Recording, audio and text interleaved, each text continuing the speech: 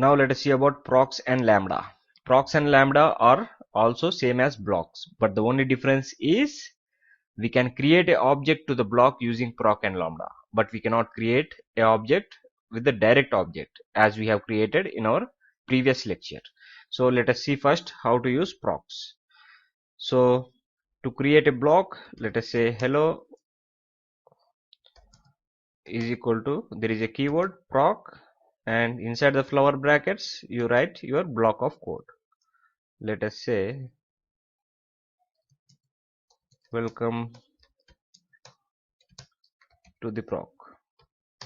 So what we are doing here, we are assigning the block of code block to the variable hello.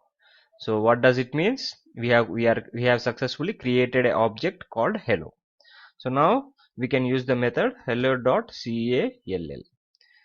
and now once we execute it, see here, welcome to the proc.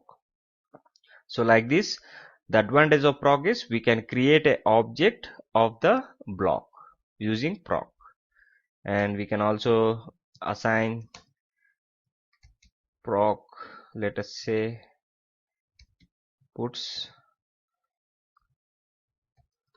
hello world, like we are creating a individual objects. And now if you call it, see here, this object is calling this block, this object is calling this block.